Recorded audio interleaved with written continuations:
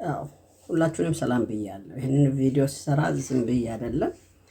ከዚህ በኋላ ያለው መልእክት ደግሞ በደንብ ስሙና ሁላችሁም አስተያየት እንድትሰጡ እፈልጋለሁ። ሁለተኛ ይህንን ሰው ከቻለ ራሱን ይግዛ፣ አሊያ አገልግሎቱን አቁመ ሌላ ስራ ብላችሁ እንድትነግሩ ስለምፈልግ ነው። ሁለት ከአንድ በዚህ አገልግሎት ስያሜ ተጠርቶ የሚያገለግል ሰው ልናገር የማይገባ ጽያፍና ደካማ ምንድን ነው የሚባለው ዝም ብሎ የሆነ ተራ ሰው እንኳን የሰውን አእምሮ ሰውን ይጎዳል አይጎዳም ብሎ የመናገር እውቀትና ጥበብ ይዞ ነው የሚናገረው። እና ይሄ ሰው ንግግሩ ላይክ ሌላውንም ነገር እንደዛ እንደሚያበላሽ እያወቅን ነው ዝም ያለን።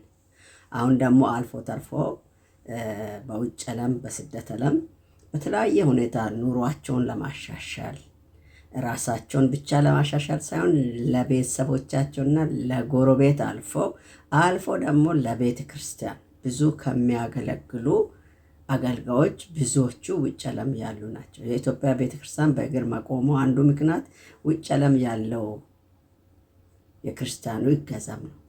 ይህንን እንዳትረሱ።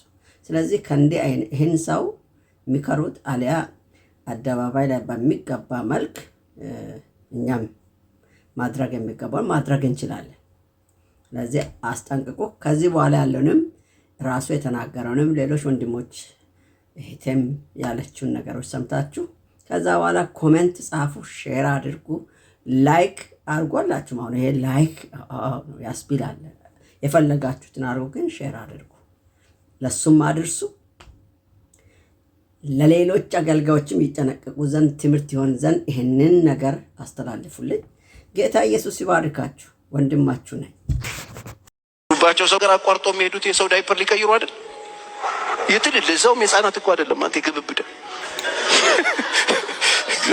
የእውነት እኔ እነሱን ሰዎች እየሄዱ ገንዘብ የሚወስዱባቸው ሰዎች ግን እግዚአብሔር ይገስጻቸው። የትልልቅ ሰው የ70 ዓመት የ80 ዓመት ሽማግሌ ወረፋ ይዞ እዚህ መጥተው በእንግሊዘኛ የሚያዙ ማለት ነው። ሆቴል ገብተው ሶሪ ምናምን የሚሉት በእንጀራዬ ላይ ስለመጣ ቆይ እናቱ አቶ ቸር የምን ነው? በነገራችን ላይ ነርሲንግ ሆም የሚሰሩ ሰዎች በጣም ቅን ልብ ያላቸው ሰውን ለመርዳት ፍላጎት ያላቸው ሰዎች ናቸው። ስራ ብቻ አይደለም እርዳታም ነው። ቤኔፊታቸው ደግሞ ሁለት ነው፣ ደሞዛቸውና የእግዚአብሔር ጸጋ።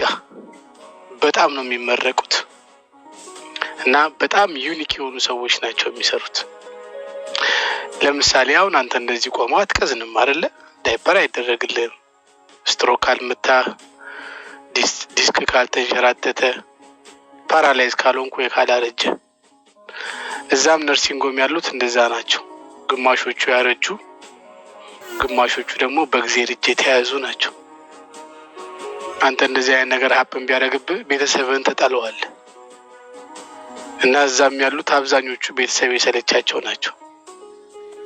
እና እነዚህ ሰዎች በደንብ ነው ቴኬር የሚያደርጓቸው። ሌላው እዚህ መጥተው በእንግሊዘኛ የሚያዟቸው። አንድ ሰው አረብ ሀገር ሲሄድ አረብኛ መልመድ ግዴታው ነው ከሀገሬው ሰው ጋር ለመግባባት።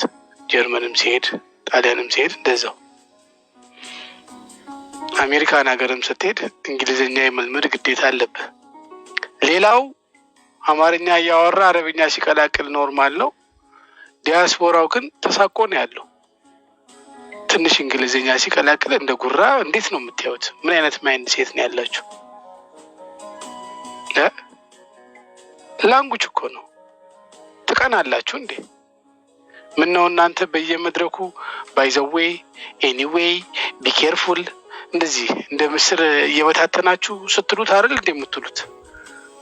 ረዘም ያለ እንግሊዘኛ ይከብዳችኋል እንጂ እኮ አንዳንዶቹን ትችሏቸዋላችሁ። እኛ ላይ ሲሆን ለምንድን ነው የሚካበደው? ዲያስፖራ እንደዚህ መናቅ ጥሩ አይደለም። ስንመጣ እኮ እጃችንን ነው የምታዩት አይደል እንዴ ሁላችሁ።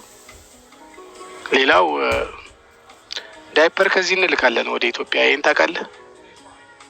ለመቄዶንያ ዳይፐር የሚለብስ አካለ ስንኩልና አዛውንት እዛም አለ። በጣም ቮለንቲር ይደረጋል። በነገራችን ላይ ሄዳ አታውቅም ማለት ነው። እስቲ ጎራ ብል ቮለንቲር አድርግ 1-2 ቀን። ምን ነው ችግር አለው? ክርስቶስ ዝቅ ብሎ እግር አጥቦ የለ እንዴ? ስራ ምንድን ነው ብትባል አሁን አንተ ምንድን ነው ስራ? አውርቶ አዳሪ አይደል? ስራ በዚህ መጠን አትናቅ። የሚሰራ ሰው ሙድ እያያዝክ መሆኑ ነው። አንተ ቤት እርድና ነው። ሀገር አቋርጦ የሚሄዱት የሰው ዳይፐር ሊቀይሩ አይደል? የትልል እዛውም የህፃናት እኮ አይደለም። አንተ ግብብደ